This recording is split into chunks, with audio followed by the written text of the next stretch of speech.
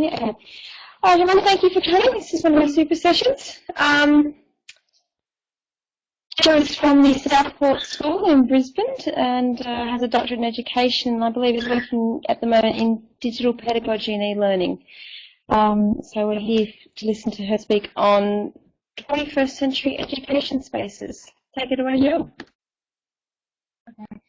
Well, first of all, welcome to everybody. I can see, obviously, there's Meg and Shane on the screen, and there's Teresa and Andrew on my screen, Dave, David, Joshua, Lynn, Mary, Richard. Hi, Richard. And Sam, Sarah, and Stuart. So welcome to you all. I think there's a public chat session on the side here. So if you want to throw your hellos up, and presumably we can all see each other's comments. As I talk you through my slides, obviously I can't see anybody. It's not like a Google. Oh, Lynn, hi, I'll wave to you too.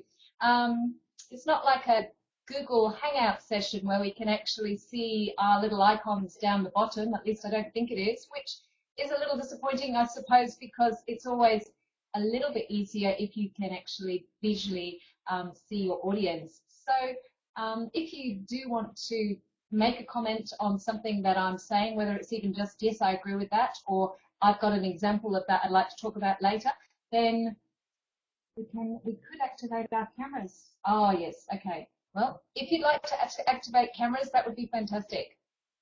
That would be great to see. So please go ahead and do so. That's a great suggestion, Teresa. What I'd like to talk a little bit about today is the work that I've been doing at the Southport School. I've been a teacher at the Southport School for the past, I think fluffies might frighten people. No, go ahead, go ahead.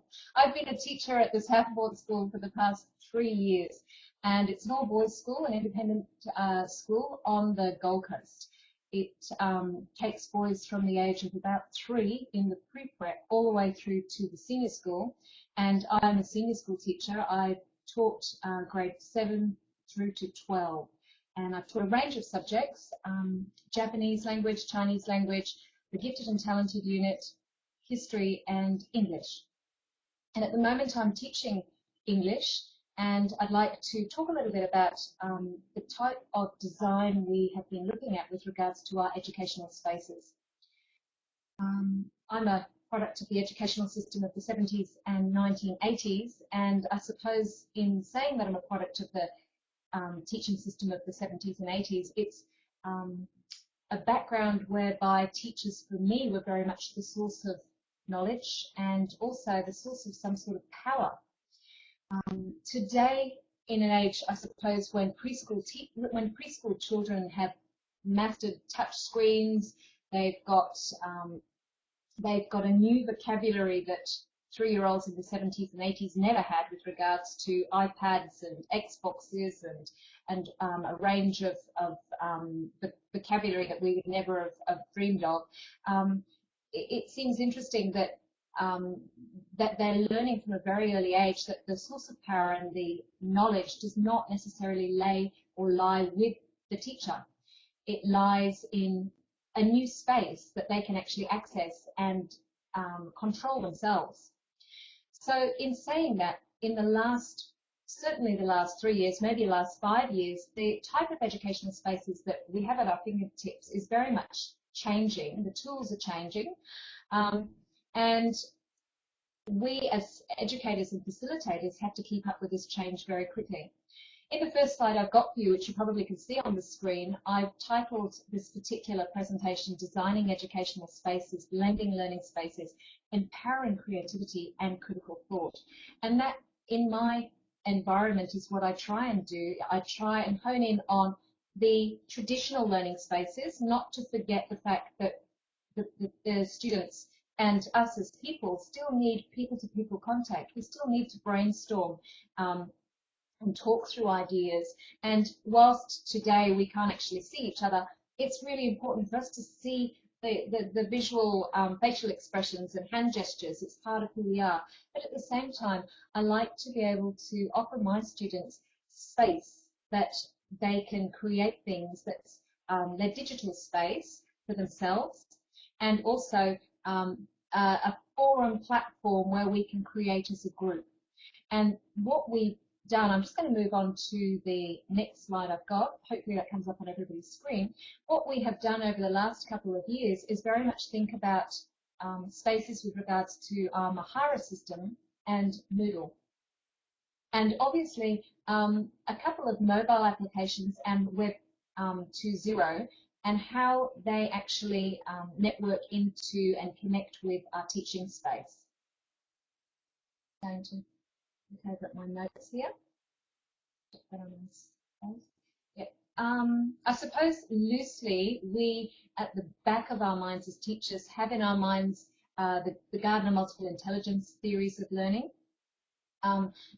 Although more recently there have been people who've researchers have come along and they've tried to disprove, or they say that they've disproved the Gardner multiple intelligence theories of learning. I think it's really interesting to use Gardner because at the basis of his theories, Gardner said he liked people and wanted to connect.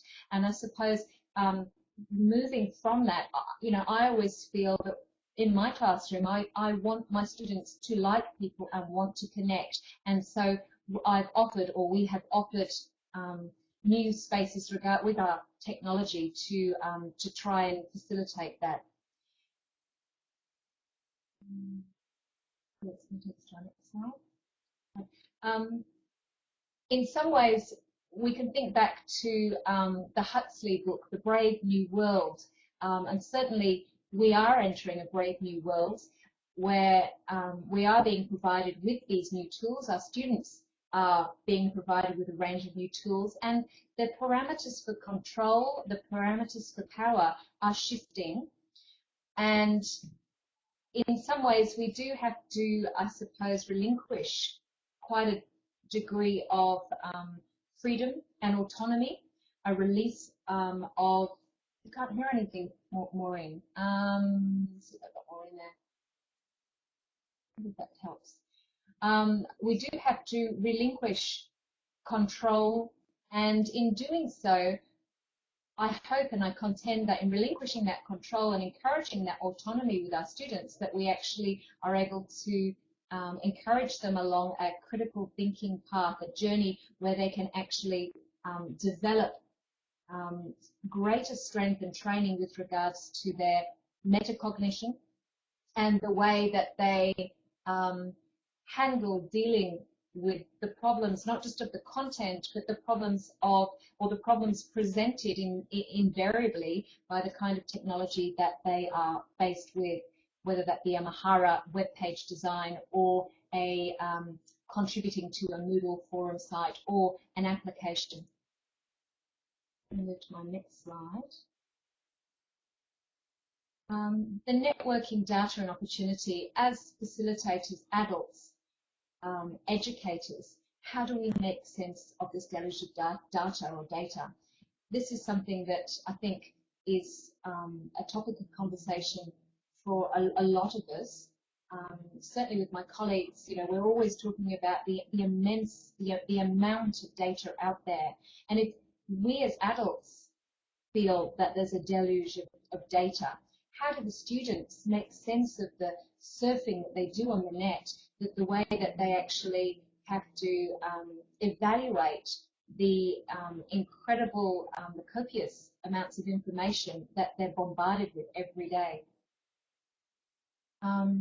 So a couple of ideas that I've had for designing within these spaces, within this new space of Web 2.0 for my students is I hook them into Google Drive documents, and we actually have shared screens for modeling actual writing. Of course, our writing today is not with a pencil as much in the classroom, it's with keyboards, and so I do a lot of Google Drive shared documents writing, and I have my students beside me and I actually show them how I would type particular discerning types of phrases or sentences and get them modeling some sort of similar sorts of writing. Another way that we have been working with regards to designing new spaces is through thinking about, hopefully this is the next slide, thinking about using sites like Mahara, which is an electronic portfolio, in a web page design type of format. So connecting Mahara with the notion that you could actually design a web page around that. And that's what I want to talk a little bit about today, is how we actually developed a particular unit of work around Mahara as the electronic portfolio to deliver us with something in a very rough, I suppose, format that looked a little bit like web page design.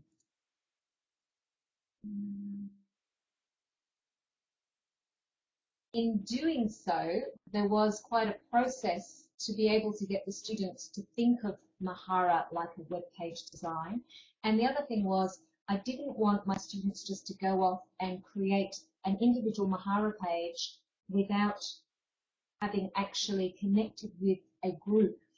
I wanted my students to very much feel their creativity and build their critical thought process through combining as a team their ideas. So what we did within Mahara was actually to develop tabs across the top. I think they call it navigation. And each student had their own page to present their arguments, their creative thought, to drop down images and create poetry.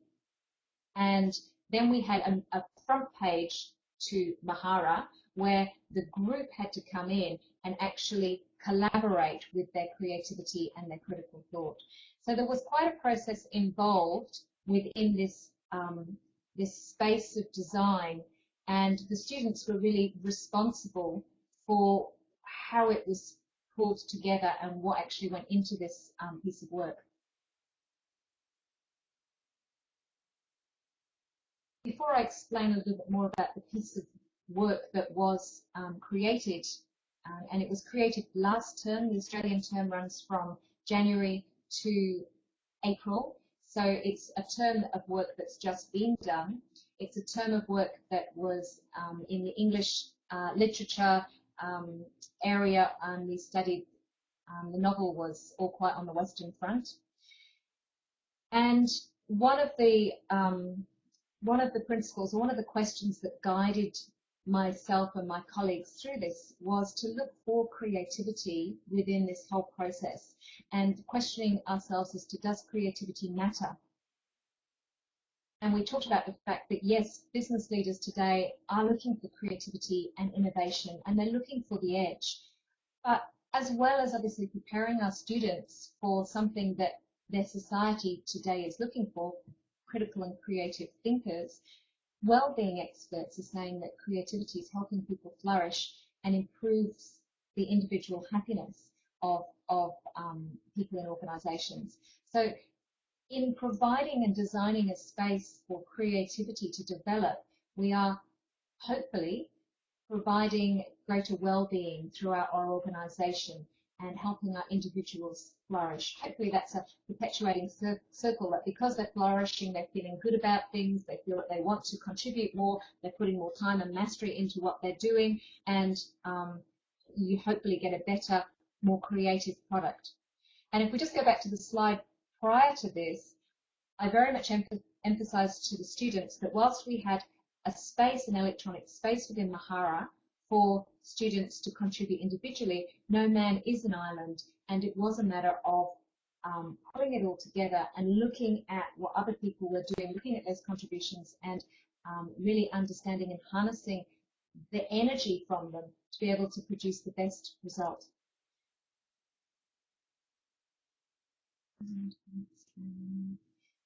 So we effectively designed a participatory learning space, and the photos that you've got on screen, I don't know whether my pointer, I might be able to draw something here.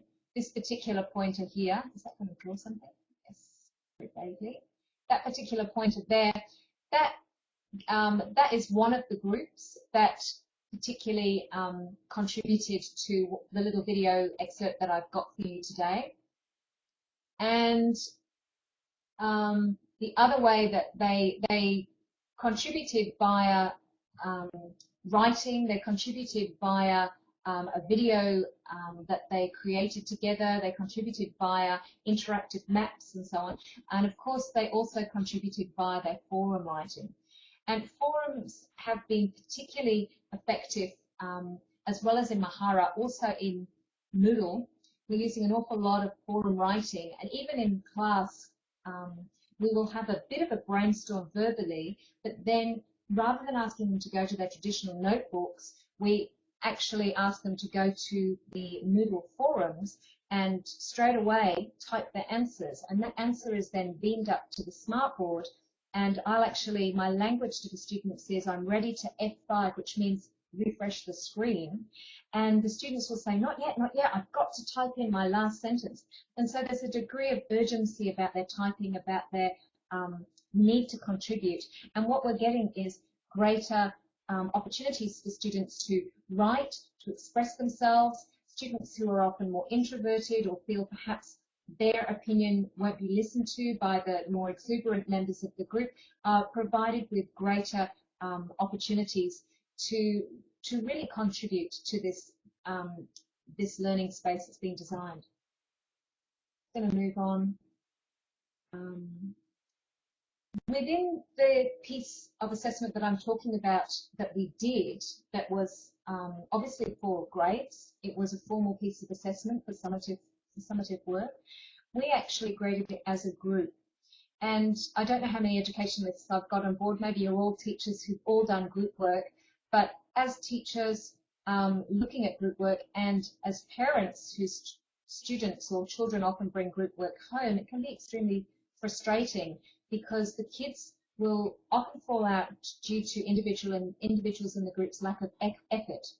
Parents therefore get upset, and teachers feel quite frustrated because everybody gets, yes, for adult students too, very true, very true. So it's a difficult thing to measure individual progress, but at the same time, group work, if we think about it with regards to our organisations and how we survive and work in a society, we are members of a team whether we like it or not. We have to work as a group. So it's a wonderful, authentic learning experience for the students to go through, but when it comes to assessment, it can be very frustrating.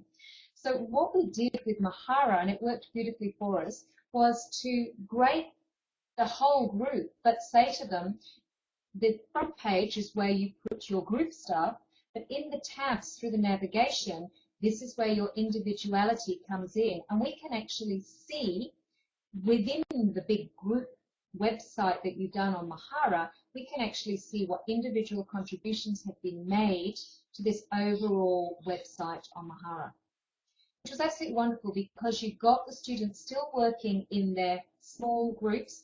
Within a group of 25 students, I had 5 groups. And so they worked in their 5-student group. But what they were able to do was actually able to evaluate each other's progress very clearly because they were given a space. They were able to control that space, and they were able to control their own group dynamics, and it was very visible who was working and who wasn't. And what we actually found was that everybody in the little group started to compete, and they'd say, well, you should see my page because I've got this on my page. And they'd say, oh, how did you do that? So there was a wonderful work ethic that was developed through a little bit of competition because of the transparency. And what was also wonderful was that the students were in control, and because they were in control, they'd taken this ownership, and they were the ones driving their own assessment, and the results were quite amazing.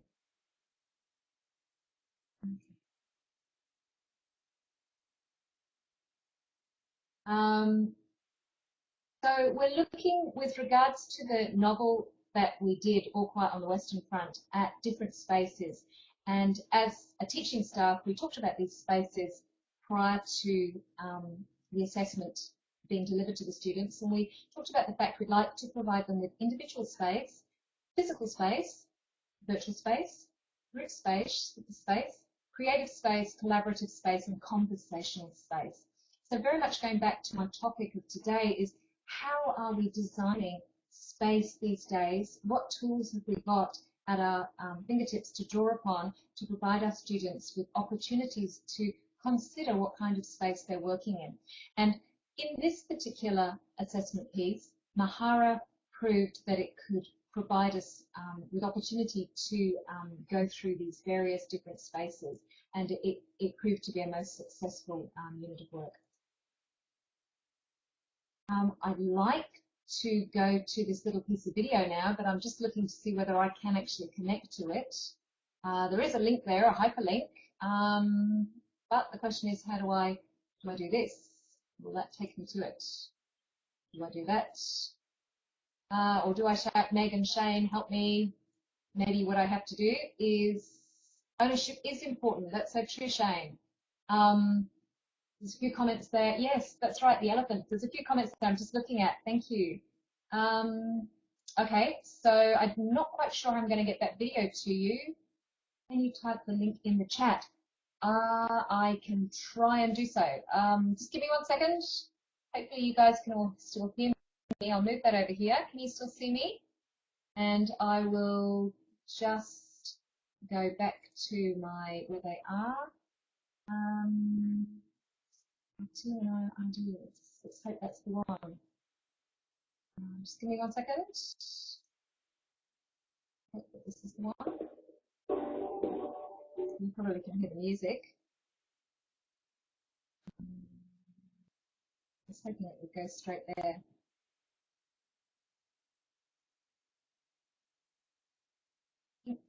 Yeah, I think this is going to be the one. So I'm going to put the link in. I'm hoping that people can see it, but it's a shame that I can't beam it up.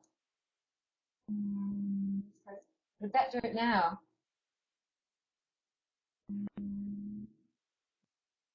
We can go to YouTube to watch. Yes. Do you all want to go to YouTube just to watch that video?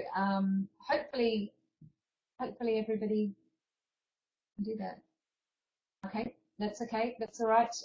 So what I can do is to suddenly make it. That's okay. I can suddenly make it private. Yes, I need to share it. Okay, I can do that. So she says, yep. Give me 1 second.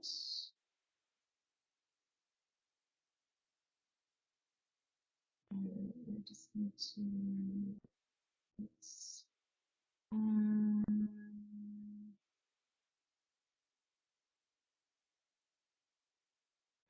Okay, so that should have saved. Should be okay now. You need to show blue button. You need to have a similar to okay. That's it. It's playing. Oh, fantastic, wonderful. Okay. So if you're looking through the video, I'll just talk a little bit as you're probably watching. Yeah, if you could watch this video, I'll just talk you through it as it's playing. So we've got the students thinking about Mahara and how they're going to use it at the beginning. And I'm going to take you through and show you the tabs I've been talking about and the individual work in there. You can probably see going through, they've created poetry, they've written letters, and this is all based on the stimulus material from the book. And the students that I've got are only 13 years old. The task was that on the very front page, everybody had to create a video and join together to actually develop this video. So as you can see, the physical space is being used, the collaborative space, they've had to obviously use conversational space to think about the script. They've had to understand the Mahara dynamics to provide their video and place it in this virtual learning space. And each group were very much inspired to compete, I suppose, with other groups in creating quality work. The Mahara opportunities did provide critical thinking and reflection. The students will explain, you know, that within Mahara you can actually create the forums. And Moodle is also wonderful because we've used a lot of creating forums within Moodle, but through the Mahara work, the students were actually able to develop their own little communities of discussion through forums.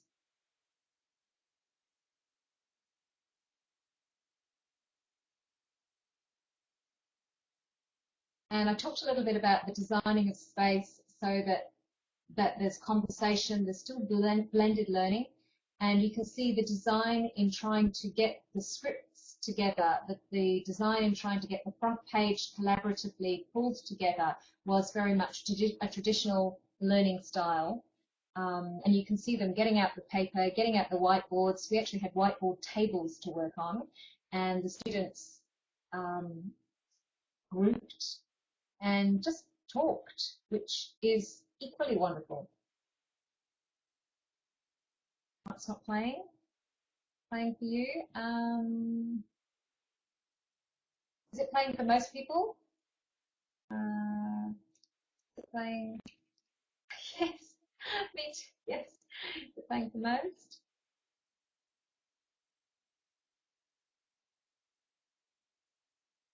Okay, so that video, it could be a problem with Hong Kong. Yeah, sorry, Andrew. Yeah. The whiteboard tables are an absolutely brilliant idea. Absolutely brilliant. In the Middle East, you can get whiteboard paint to make your own. Yeah, could be. Yeah, that could be. Yeah. So I'm just going to, probably people want to start talking. I've spoken now for nearly 20 minutes. I'll just take you through a couple more of these slides, and then maybe we can do a question and answer. Maybe other people can chip in and talk about their experiences. Maybe people have used Mahara. It must be a YouTube glitch. I'm really sorry about that, Andrew. I'm going to go back to my original presentation. I'm unfortunately going to have to make that YouTube clip private again because it was only supposed to be embedded through my link, and I can't allow the general public just to. Fair enough, students in it. Thank you. Yeah, that's the way. So just to go back to the slides that I was talking about, and the slides are obviously fine. Another way that we've used Mahara within the classroom is very much as similar to an iPhone type of format where the students are looking at icons. So there's a little bit of text around it, but increasingly we're providing them with a lot more icon type material and text if it's provided in little boxes. And again, you can probably see, these are my notes from the board, and you can probably see I've used tabs here. You can see them there, so that the students can actually go, oh yes, we're doing the kite runner. I want to go ahead and see what notes she's put on chapter 3, chapter 4, or I want to see what her notes are on interior monologue. So basically we're building mini whiteboards and having the students provided with tabs to really give them the opportunity and the feel of a dynamic learning environment or a dynamic learning space. So very quickly, trying to keep our assessment, trying to keep our tasks connected with the real world. We are in an online world, so building tools within our teaching experience that the students can actually control, and that was the point of the previous Mahara notes, that the students can actually click on tabs while they're listening and discover information that you've provided to them, but discover it themselves, or at least feel that they're discovering it themselves. So as new tools emerge, obviously these new tools are actually shaping the way that we think, and obviously they're shaping the way that our students are thinking. And we're in a world where we're recording our ideas and the events of our lives habitually. Everybody's these days have got the phones. This is an old phone, but they want to do the selfies or whatever they're doing. So I think the way that we are thinking, the way that we're acting is different, and the way that we are developing our identities is different. And I think what's important for us as educators is to harness the good bits and to try and engineer the good bits to benefit our engagement with literacy and literary standards. And that's hopefully what we've been doing at Southport School. The forums, very much the effort of communicating is for me to enforce some sort of reflective thought through the forums, whether they're Mahara forums or Moodle forums, and they've been very successful. And the peer-to-peer teaching for me is so important. I've put on here a slide with regards to our Moodle work, and you can see that from All Quiet on the Western Front, I've actually asked the students to comment on other students' analytical paragraph writing. So the paragraph was actually written by one of the students here, and you can see that in the smaller print. But what I want to draw your attention to is the student's peer-to-peer teaching. He said, hello, crunch time. And the student has actually given the other student feedback. Your topic sentence has nothing to do with empathy, although it does reflect some intensive metacognition. This is the student talking. He's 13. I like the protagonist and positioning bit. Make sure you include that in the test. Make sure you structure your supporting sentences correctly. Good evidence sentences. Great vocab. Love the clincher. Awesome quoting. You've got the right idea. And for student A to be coached like this by student B in a very public forum that was then supported, because obviously with regards to the work that's coming through here, I don't just allow this to be created in an isolated home-based environment. I then bring the homework and the comments back into the classroom teaching forum. So I then followed up and said, look, student B, this is wonderful. You really have been able to deconstruct student A's work and give him the heads up for the exam. Fantastic. And the peer-to-peer teaching was so much more useful than thanks, Teresa. So much more useful and valuable than, say, me saying, this is great. It really meant a lot more. Thank you, Richard. That's wonderful.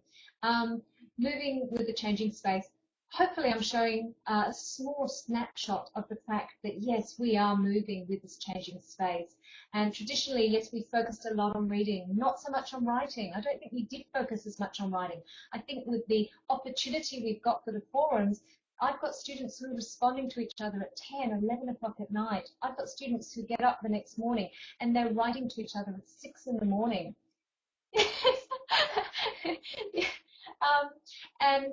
They're loving it. My students are so inspired. They're so inspired by this space that they have got at their fingertips to be able to design their own creative work. And it's the ability and opportunity, I think. Yeah, it's thank you, Richard. I think it's this opportunity that Moodle, Mahara, Web 2.0 tools are providing us with.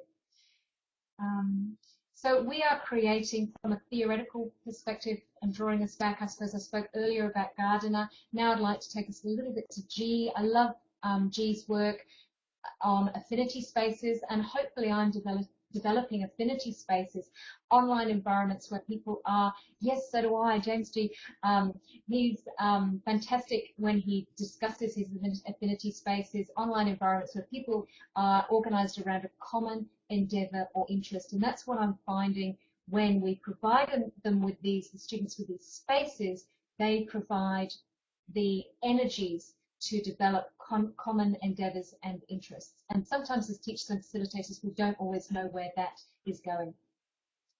Even the basics such as spelling spaces, I've been able to structure the basic of spelling with students who are possibly not your top students, with students who are at very basic levels. I said, we've got a forum exercise, it's in Moodle, let's go there. We've got 5 sentences we're going to build with these words. Who can get there first? What kind of sentences can we all develop and build? And I'll give them, again, 7 minutes, and the clock will be counting, and I'll say to them, I'm ready to put my finger on that F5 button. Am I going to get sentences on the board? And invariably, I will have a whole collection of sentences that we can really have a good laugh at in some cases, but really understand where different students are coming from with regards to that word in their head. And then they get a further context as to, well, he's used it wrongly, I've used it wrongly. Actually, that's okay. I'm not the only one that struggles. And then obviously you follow that through with very supportive teaching to show them what kind of context that particular word maybe needs to be used in. And then you follow through with a further Moodle exercise, which maybe has been more formatted to where you actually want to go. But at least you've let this, you've provided this ownership for them to see where they thought that word might have fitted in a sentence. Very important that within that community, within that affinity space that you've built, that you, just like a normal traditional classroom, you use their names. So just like we started off by me saying Teresa or Maureen and Richard, fantastic, or Lynn, fantastic, we actually praise them online when they're developing their arguments and say, Josh and Smil and Sam, thank you, you all seem to be on the right track there. What do others think? So giving them that praise and encouragement is so important in an online environment, just as it is within a traditional environment. And providing the students, and I talked about this a little bit earlier with the peer-to-peer teaching, but providing them there with that opportunity to take turns to teach each other online through forums, for me is really important. I'm getting very close. Yes, it's a BYOD, that's right.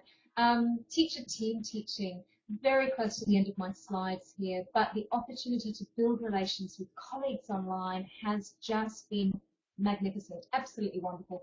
Providing suddenly your teaching resources in an online forum and getting the students and responding to those resources, you've opened up your classroom to other teachers who may be teaching at the same time. And then you can afterwards, or maybe online together, actually just go through and see which students responded and how they responded. And one particular thing that's been brilliant with Moodle forums has been that a teacher who works on the same campus but quite a number of classrooms away from me, we actually did an online class combining the classes. They were both sitting in their individual physical environments, but online we were together, all 46 of us, with two teachers. And the two teachers actually came in and we responded to students' questions across classes, because in the virtual environment we were all together, whilst in the physical environment we had our students separated. And that was wonderful for both teachers as well as all students within our care. And finally, I suppose leaving you with the question, how is technology changing your space? This is our space, that is the physical space of the Southport School. It's a wonderful school to work in.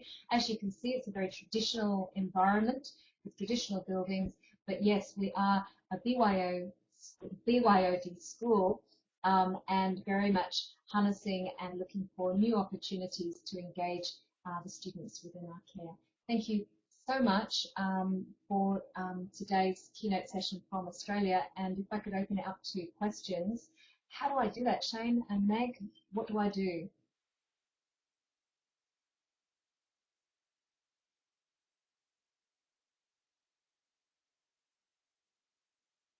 Questions for the chat. Fantastic, that's a great idea. So if people want to chat about how technology is changing their space, or Gardner, G, other theorists, and there's a lot out there. I don't know whether anybody has read Nicholas Carr and The Shallows and the way the internet is affecting the brain and the way we think, or the way that they've discussed, maybe they want to discuss some of the methods they've been using with discussion forums, or Mahara, or perhaps they've been using Google Drive Docs, and like me, they have their student work on their phone because it's got an application to Google Drive, and if the student shares the document with you, you can end up, like me, with 121 English assignments on my phone.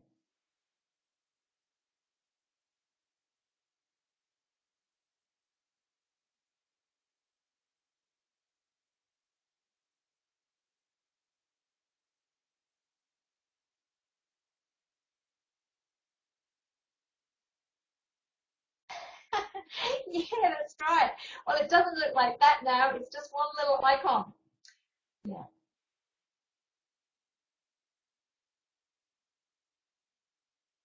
What's wonderful about the Google Drive, I don't know whether any teachers are out there and they're wondering what Google Drive docs and sharing documents is all about, but if you've got a screen open and you want to go in to the tab and just see whether you've got something called Drive, an application called Drive,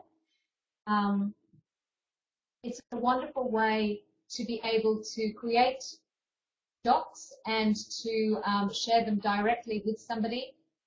Do you find you get a bit of response? Yes, absolutely, Meg, I certainly do. Teaching at an all-boys school, the boys very much want to be doing things. I've got some men in the audience who can think back to their high school days and they want to be doing, they love, what's this? I see some teachers just put the, yeah, okay, well, first of all, I'll go to your first question with regards to just being engaged in doing things. They want to be involved in making. I don't know whether anybody's been involved with the maker culture idea.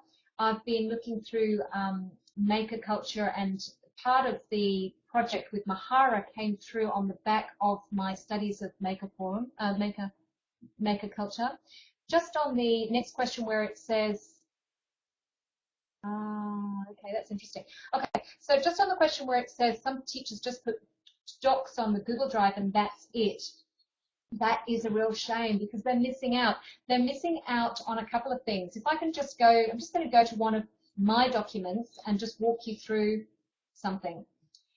In a shared document I have with a student, I actually show the whole class. I teach from the document and I say, go to your document. There's a file, a tab that says file. And I say to them, go down to where it says see revision history. And they do. They go into see revision history. And I say, look at how many times you have actually opened up that document. And I tell them how I can digitally track their motivation and drive for their work, which of course scares them. They go, oh. And I said, so if you want me to be serious about, yeah, lots of laughs, that's right. I go, if you want me to be serious about how much effort you're putting in, don't tell me you're putting in the effort. Let me go and find how much effort you're putting in by me looking up your revision history. And you can see the eyes of the student clicking, going, oh my goodness, she's onto me. She knows how much work I put in, because if it's on that document, every time I work on it, it leaves an audit trail. And we just had a student get busted for plagiarism through revision history. Whoa, that's interesting. Very interesting. Andrew, I'd like to hear more about that. That sounds really interesting. But what I've found with regards to motivation is my students are actually really motivated. Don't you use Turnitin, Andrew? You must use Turnitin, surely. Anyway, I'm finding for my students, they've copied somebody else's work. Okay, that's interesting. A doctopus and a great, oh, okay, fantastic. That's right, and it does keep everything very, very organized. And in 1 minute, they type the whole essay. Well, we use Turnitin, and any of our staff resources are actually placed in Turnitin as well. So if I had documents on this drive, I would very much quickly put them through our Turnitin, and that would be soon discovered. The other thing I think is important, and this goes back to our blended learning, Andrew, is that we know our students. Whilst it's fine to be creating these online environments, because we're creating them, because it's not just a question of we used Google Docs and that was it, I've created spaces for them to write in Moodle, spaces for them to write in Mahara. And so I know the writing, I know the voice of my students, I know if they've got a tutor in there, I know where I've come in there, I know how they've constructed their document. And so whilst, yes, we do have Turnitin, you know, some of it goes on gut feeling as well, and I know when I get the document how much they've worked on it and where it's come from. And really, I suppose I'm suggesting the Google Docs revision history as a means of showing that student that you are onto them, that you do know how much effort goes into their work, and it is effort. It is effort that is going to provide mastery their subject. What's this one? Richard, improving interaction from the earlier question. I'm just going to go back to the questions because I think maybe I've missed some. So I've got Andrews and Maureen, yes. Stevens, Doctopus and G-class folders are great add-ons in Drive. Yep, that's very, very true. Especially time. That's right. It's the transparency, building this transparency of openness, culture of transparency and openness is so important, and it is about getting them to buy in. Richard is absolutely right. It's a female working in a rugby school, a rowing school. This school is known for its sport, and it's getting known for its academics as well, particularly I think increasingly as they engage with the technology, their practice, their drive to create a new revision history is really improving their work immensely. One of the other things that's been very popular with teachers and with students is a progress bar in Moodle. I don't know whether people have used the progress bar. If you type into Google Moodle progress bars, this comes up like a traffic light on your screen. And it's a very simple tool. We've been doing quite a bit of grammar recently in English, and grammar's dry and boring, and the boys, they'll often, I need this, don't have it. Oh, you need it, Maureen. You absolutely need it because the psychology, oh, the psychology behind a progress bar is really important. It's all about psychology. The grammar exercises you've been doing have been very boring, very bland, and it's tricky putting these boys through, that's right, it's tricky putting these boys through the grammar. But what I say to them is, unless they do the quizzes that got the grammar in them, the progress bar will not turn green. And if the progress bar is red with a great big cross through it on the top of their screen, the boys don't like it. It's ugly on their screen, and it's almost like they have to collect it like football cards or something. And this collector type mentality is, yes, it's a sign they have, oh, well, it's a sign the boys have to persevere as well, because they actually want to turn their progress bar green, which means that they do the grammar exercises that are set, because the grammar exercises set in the quiz are linked directly to the progress bar, which turns the bar green. So yeah, so the psychology behind needing to collect those green ticks on their Moodle site is quite funny, and it certainly is improving their literacy standards.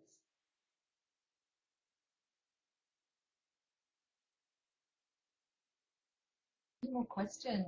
Questions about, oh, good question here. Let's see.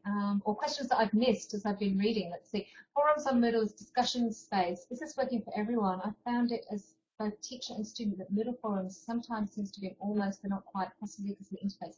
It seems a little long to navigate, respond. There are topics in different forum activities. Yeah, good question. I would like for Moodle to see a little bit more work done to clean up the long threads that can often be involved in setting up Moodle forums. I seem to, because I'm such an evangelist for discussion forums, I seem to have a whole long line of forums. I looked at my grade 8 forums before I came online, and this term alone I've got something like, we've been back 4 weeks, and I think I've got 18 topics. And because I use forums constantly within class, I've probably on 18 topics got 43 responses on each of them, which is some incredible amount when you multiply it out. I'm not sure, you know, how best, whether there could be some greater work done with the progress bar and discussion forums, whether they could be a sticky note, so that, for me, I always find it's quite frustrating when a forum doesn't maintain its order, because the last one that is answered goes to the top. And I actually wish there was like a sticky order that you could go, this is not the order it's going to go in, it's the order I tell you it's going to go in. Some more control over Moodle discussion forums. Yes, yeah. There's a couple of other bits and pieces I would love to, if I were a developer, I would change with regards to the discussion forums. But saying that, I'm always so delighted that that space is available to me and to my students. Yeah, I suppose it does. It does. For me, I use the discussion forums as a fun affinity space. Like James G suggests, it's a place that is our classroom space. And I suppose we understand it, warts and all. We understand its difficulties. And part of that metacognition when you're working with technology with your students and with yourself is going, gee, it would be better if we did this. We understand it, but it could be better. And I suppose you're thinking about your thinking with regards to communication. So for me, I'm probably not going to go and change the world with regards to the next communication product or with regards to the next amazing creative tool, but my students might. And so I suppose as an English teacher or a Japanese, Chinese, or a history teacher, that aside, I'm teaching my kids not just content, but the way to think around communication issues and product issues. And it's so much more important, I suppose, than filling them, pouring content into them, that they're actually thinking, is there a different way to deal with this technology or deal with these people or deal with this content material by producing something in this space? Yeah, our tools are changing all the time. That's so true, Maureen. I also told parents that progress bars and this is way for them to reassure themselves. But yes, Lynn, I agree. We've only installed Progress Bar in the last few months, but it certainly was something that was brought up at the last parent-teacher interview. And the boys are proud of their Progress Bar. Like, why wouldn't you be? Everything's green on the screen as opposed to red, stop, angry, halt. And our tools are changing so quickly, and that's exciting. And I think education is an exciting place and space to be in because you're not just dealing with pouring content, you're dealing with very much pedagogy that is being infused with new tools, tool set, every day, all the time.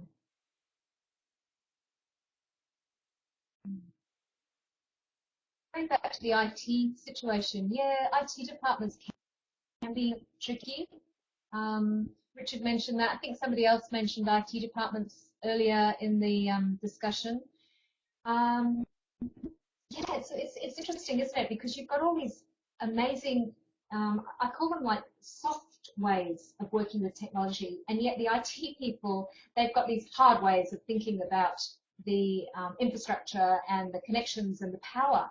And maybe I started off this session by talking about me as a product of the 1970s and 1980s and the way that I responded to my teachers because of the notions of content, knowledge, and power, and they very much were the holders and the keys to this power. And I think it's a matter of our society realizing and getting comfortable with the fact that, that there has been a movement in the power to the individual. The individual doesn't always know how to use the power that's within their hands. And so that's where us as facilitators come in to be able to help them with this soft core IT idea. And I think the hardcore IT men need to understand that we are the other side to that equipment. And I think it also comes back to our conversation and communicative spaces. I think that bringing IT people to teach is very, very helpful. Yes, very true. That is so true. It's taken me 3 years to get access to work to Dropbox. Yes, absolutely. Dropbox is absolutely amazing. And if we go back to Richard's comment, yes, I think bringing the IT people, particularly if their experience is like our 60s and 70s and so on, very, very, very true. Notice across the university here, there's an obvious drive to use forums every week or two. There was a response to a forum activity, but usually in a new forum on Moodle. Therefore, everyone posted what they needed to complete the task, but did not lead to conversation. One suggestion. Okay, so that's really interesting, Andrew, because we actually created for our year 8s, there's a task where everybody has to respond to a forum. This is a summative activity, and it's different to the one I've run you through today with regards to Mahara. A summative activity where they have to respond to the activity, but to gain their marks, they must respond to each other. And then the third point, so they respond to the activity, they respond to each other's postings, and then they must, to get their grades, pose a question to the group. So those three ways actually perpetuate a new cycle, and from the original posting of the teachers, the weaving of the students and the peer-to-peer teaching, and then the tangents that the discussions can go off in is multiple. And very, very exciting as a facilitator. You know that somewhere you've got to pull it all together and back in, but each time you do this particular course, this unit, this activity, it's different. So there's a lot of dynamic sort of energy to it.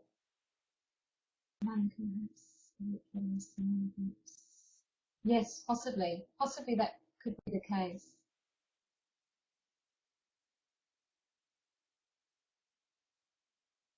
Any other questions?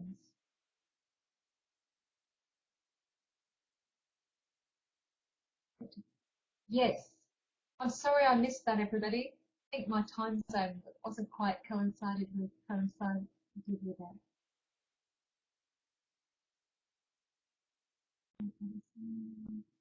Any questions? Yeah. That is something just to cover. Yeah, that's right. It was early. Yeah, I think one of the things. Thank you. Fantastic. Richard and I are wonderful colleagues, and we very much miss Richard from the Southport School. The whole staff body miss you being there, Richard. Very much. Very much. Your work, the foundations that you put in over the 3-year period, that's lovely. But they're really bearing fruit, if you can say, blossoming. It's a joy to work there because so much is happening. Little things are growing, and it's amazing how you start off with a little project, for example, like the forum idea of the 3 things that they had to work through with regards to answering the question, engaging with their student debate, and posing another question. It's wonderful how this type of activity relates to the well-being program that we're pushing through the school with the positive psychology that we're doing. So it's lovely to see the technology changes that we set in place actually working with other programs of well-being, of mindset growth, of the habits of mind, which is a program that we involve to get the students to work with empathy and cooperative spirit and moving themselves out of their comfort zone to take risk. And really, this is what this is, not just for students, but also for educators and facilitators, is we are taking risk in designing new spaces. But I think the risk is definitely worthwhile doing. Yeah, that's a great link. That's a fantastic link. Very much so. Meg, do I pass over to you, or do I call for final questions? Yes, you're going to wrap it up now. I think it's important, whilst I've taken you through a journey of how we've used Mahara at a micro level, which was with grade 8s, and their novel study in an English class. And I've taken you through some of the discussion forums that we've done, been very, very successful. I've taken you through how we managed to coordinate and organise students' work on an iPhone even. But I think bigger picture is there's a culture change, and that is never easy, but it's certainly something that Richard, you were able to put into that process to facilitate, and there is change happening, which is exciting change. Yes. Oh, thank you. Well, it's been wonderful. In some ways, a very strange experience because I've been talking to a screen for the past hour. But I know that actually, no, I'm not just talking to a screen. I'm talking to people who are out there, and they share common, thank you, and share common goals, common interests. And in fact, we've just in the last hour developed our own affinity space. So thank you everybody for contributing to this affinity space. It's been a wonderful experience.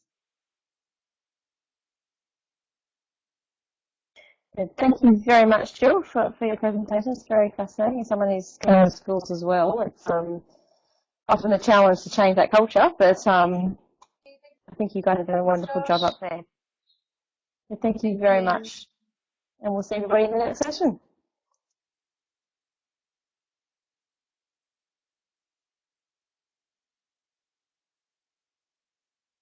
Nick, do you come in and talk, or what happens now?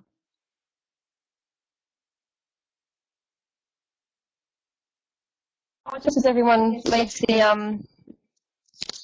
room, once everyone's left the room, it'll shut down. So that's fine. You can log out when you're ready.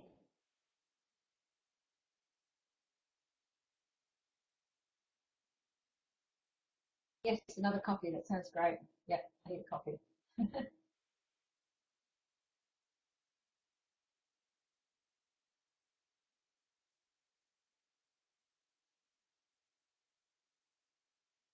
Yep, talk soon. That'd be fantastic.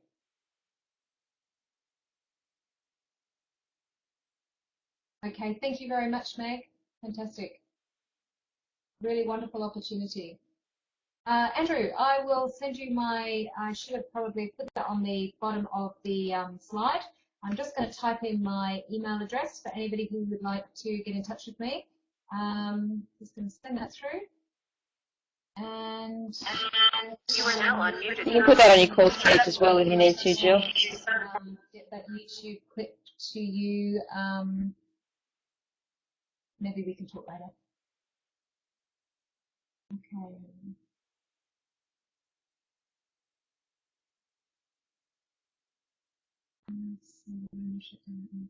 Okay, thank you.